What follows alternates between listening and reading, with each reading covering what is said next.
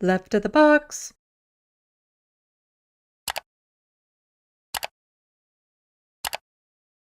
Toronto police advise the public to reduce the risk of home invasions amid at-car theft by placing their key fobs near the front door.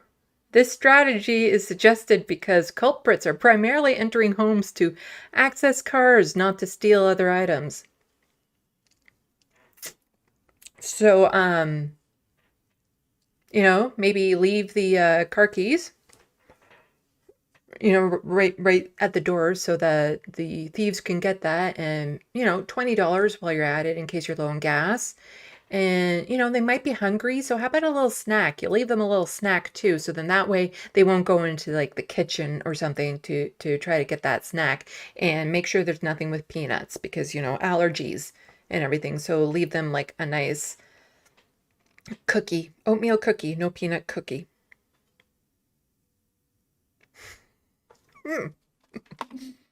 Car thefts have become more prominent across the GTA, up nearly 25% in 2023 from the year prior. Now, police in York Region are out with a new safety tactic. Door stops have been handed out to some residents in an effort to prevent door kick break-ins to steal car keys. It's a move that has one Unionville family feeling uneasy. So it's gotten to the point where they're actually just handing these things out to residents. That's, to me, shows that it's very high risk. Yeah, cops are saying it's on you to protect yourself, civilians.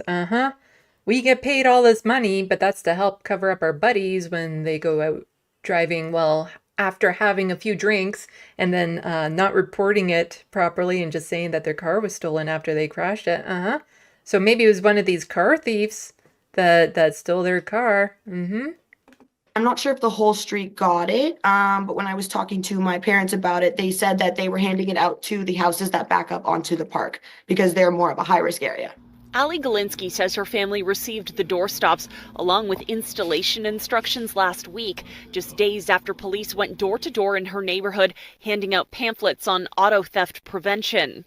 It gives you some tips like invest in an alarm system and security cameras, install motion sensor lights, keep your windows and doors locked, trim trees and shrubbery so there are clear views from the street, and don't post vacation plans or luxury purchases on social media. How is this any different than cops basically telling people, watch what you're wearing when you're out in public so you don't get attacked? Yeah. Like this is putting all of the onus on the people to make it so that their car is the less appealing car to steal on the street. That it's their responsibility not to become a victim. The move is part of York Regional Police's ongoing efforts to slow skyrocketing car thefts in the region, an effort which includes community engagement and education. Community Services was involved and created pamphlets and Faraday bags, as you've seen. So these are the bags that you can go and put your key fobs into and just leave them out for car thieves. Well, if you weren't a car thief before and you're walking down the street and you see one of these bags out, it makes it really easy to suddenly become a car thief. Those have been dispersed through our community partners.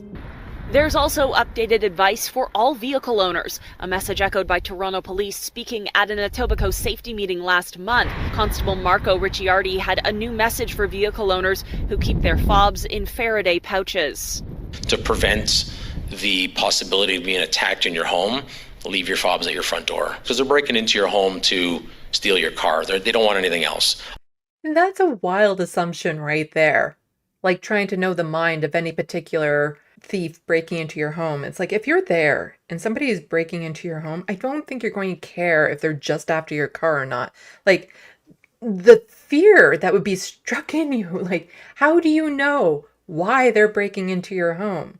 And to just assume this might also give people a false sense of security that whenever somebody is breaking into your home, you can just like go hide in a closet and think, well, they're just after the car. I don't have to do anything. I'll just wait here till they're gone.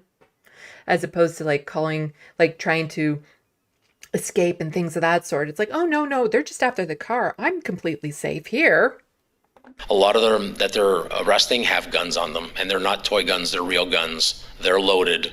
That's why Galinsky says they will be. Oh, no. The guns you see are real guns, not toy guns. I don't think they needed to clarify that. Just I know he's trying to make that very impactful there. And it's like, no, you gotta be this is a real, serious thing you need to be worried about. We're not just playing around cops and robbers here. No, no, no. It's real guns here in Canada.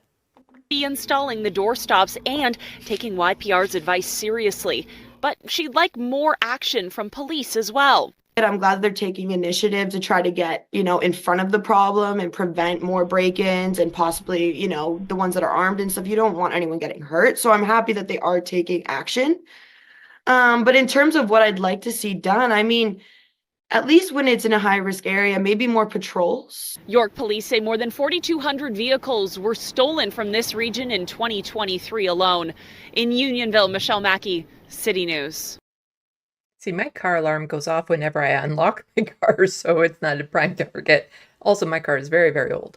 Like, seriously, what are we paying them for? Like, I get it. If there's a spike in car thefts, there's no easy solution to these things, but putting the onus on the victims to try to be less of a victim, to make yourself less of a target, to make the theft easier so that you're not hurt in it is just, yeah, there's a lot of socioeconomical reasons and why thefts are on the rise. And those also need to be dealt with. But in the meantime, like the woman said, maybe more patrols around those areas. Needless to say, this didn't go over well with people. Toronto police backtrack on statement telling you to let thieves steal your car.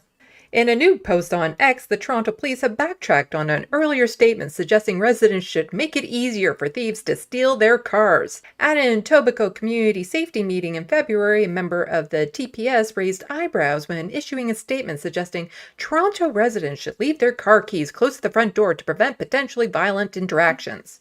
Now, judging by a recent post on X, it looks like the police service is backtracking on that statement and offering Toronto residents some new and hopefully better suggestions on protecting themselves. An officer at a recent community meeting suggested that people leave their keys to their vehicle in a Faraday bag by the front door. While well-meaning, there are better ways to prevent auto theft motivated by home invasions. Learn more. While the statement was made in earnest, a suggestion that losing your car is better than losing your life, it left many Toronto residents wondering how that's the best option.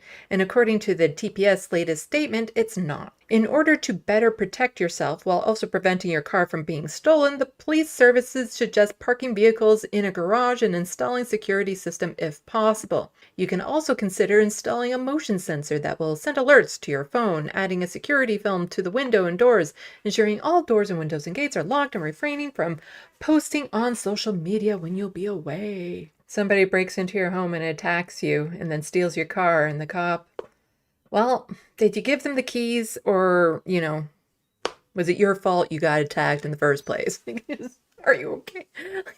What is going on? But the Toronto Police Service, their annual budget is over $1 billion to keep people safe. Yeah. And their suggestion, leave your keys out by the front door. Yeah. Anyway, let's go to the sandbox and see. Yeah. So many reasons why certain types of crime are up. And a lot of them, again, socioeconomic. If the cost of living wasn't so dire, because people aren't stealing cars for fun. This isn't Gone in 60 Seconds with Nicolas Cage and Angelina Jolie. Did I say her name right? I'm thinking of somebody else. Yeah. No, I think it's Angelina Jolie. Really good movie. I like that movie, actually, Gone in 60 Seconds. Like, it's not like that. It's desperate people trying to get by the only way they know how, for the vast majority of it. Some people are part of crime rings and other things, but a lot of theft just is because people are desperate to get by. And if it's convenient to steal cars, that's what they'll do. If they're part of an organization that does this, they'll do what they need to do in order to, keep from starving and their families from starving. And I get that it's more complex and that some people are part of crime networks and all that sort of stuff, but we can't resolve the problem by simply adding more cops to the situation. And in fact, that often makes it worse. We need other services and programs available, mental health counseling available to anyone who needs it. We need something done about the crisis with the cost of living, with affordable housing. All of that needs to be taken care of, because if you can comfortably afford a place to live, the groceries you need, the medications, get all the health care you need, so much crime would go down. Not all of it, of course, but a lot of it.